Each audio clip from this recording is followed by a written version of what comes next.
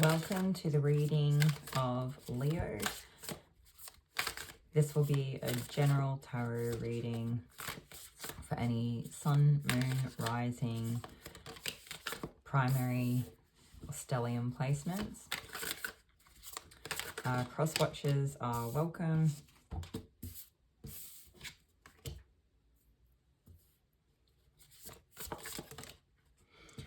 Immediately I feel really tired, and I was hearing a couple of words before I started pulling cards tonight, and I couldn't tell what group that they were actually for, and it may not be for all of you, so don't try to make it fit your situation if it doesn't, but there might be a few specific people in the group that it is relevant for or does resonate with.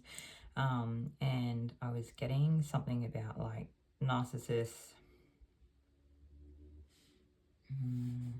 something about breadcrumbing.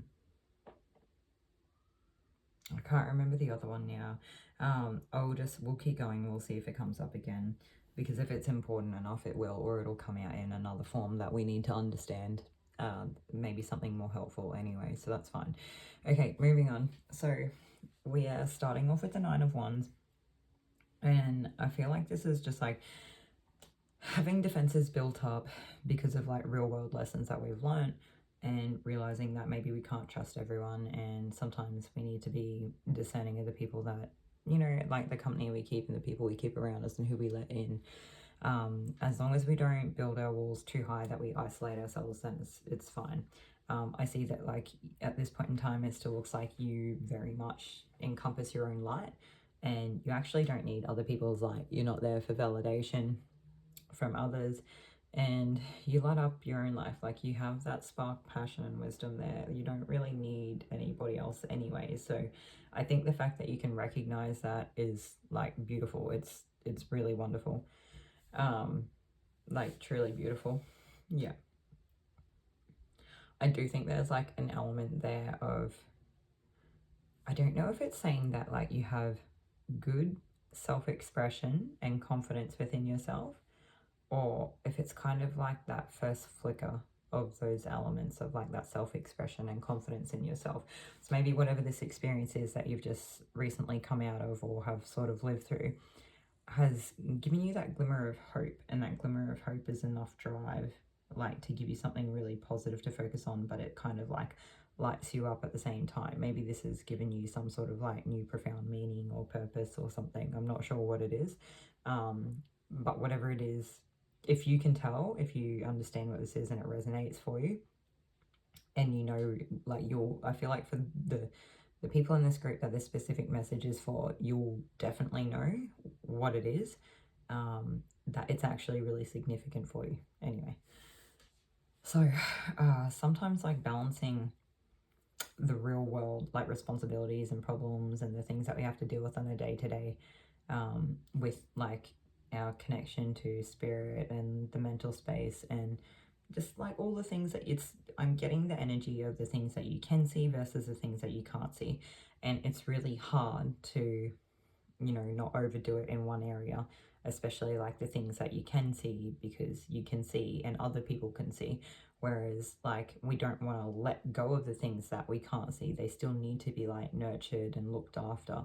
And we don't really want to lose balance of the two there. We want to try to keep them, I don't know if I want to say like in tandem, but we want to keep them in sync. We want to keep them in balance. We want to keep them in check. So it gives me an energy of, maybe you're like heavily focusing on one or the other. So you're either focusing on the things that you can't see.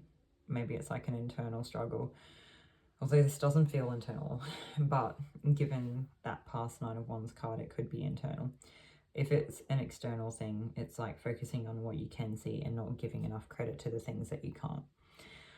Moving forward, it's like learning to be the King of Cups, learning to embody all the feelings. Sometimes focusing on the things in front of us that you can see is a really good distraction to not really like focus on the things that are internal. And it can just be like keeping ourselves busy and being productive and doing the things that we're meant to do and checking off, you know, ticking off checklists and things like that. But sometimes we just need to sit with it. We just need to take some time to slow down and sit with it and see what comes up, and Just process things and see how we feel about them, and just let whatever it is that comes up come up, and not hold any judgment, just bear witness to it, hold space for it, feel it, and then move on with life. And it can be like a really enlightening practice, and it can be a really good embodiment practice. Like, this King of Cups seems to give me a feeling of like a really grounded King of Cups, and it's not always really what you get. So I think in this instance, that's something, this practice would be good for grounding for you as well, if that's helpful in any way. Moving on, I think going through this process helps you decide what you really want and value in life. And when you are ready to, you can let go of the things that you don't want to take forward with you. And it doesn't mean that it's not going to be sad, and it doesn't mean you're not going to grieve, and it doesn't mean that, I don't know, maybe sometimes it's just like grieving the parts of ourselves that we're not going to take forward, and sometimes that's more sad than anything else, is just the old parts of ourselves, or grieving things that never eventuated, or the potential of old situations, or something, whatever it is. I do feel like, I don't know if you lose a sense of like confidence or a sense of self in this process, but understand that everyone grieves differently, and that grieving is something that we do for a time, even depending on your situation, right? Everyone's situation is different. Some situations we grieve for a long time, but even when we are overtaken with grief, we may not feel like ourselves, but ourselves are still there, and they'll come back a little bit stronger later with time. I think as long as you can trust that no matter how much the grief does take over, you are still there. Just like, even if you can't see it, okay? You're still there. Even if you can't see it, feel it, recognize it, it's still there. It might just be not something that you're very aware of for this period of time. And that maybe you will be a mess, and it's okay to be a mess. And maybe, I don't know, I think sometimes it's like acknowledging that things are going to be hard, and it's like okay that they're going to be hard, and all you can do is try to like really support yourself during these times. And when you do get really upset, I'm just being brought back to this like embodiment practice of like sitting quietly with yourself and checking in and seeing what comes up, feeling into the things and letting yourself process them, and just bearing witness and holding space for yourself. And if you feel like you want to cry, you cry, and then you move on. And that's all you can do. You just, I think it's just a time where you might jump back and forth between some of these different steps, and like that's just might be what you do like for a little while, and that's okay.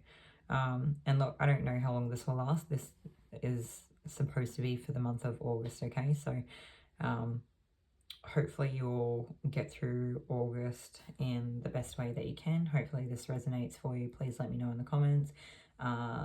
Yeah, like, comment, subscribe, all the good stuff. And hopefully we'll see you in another video.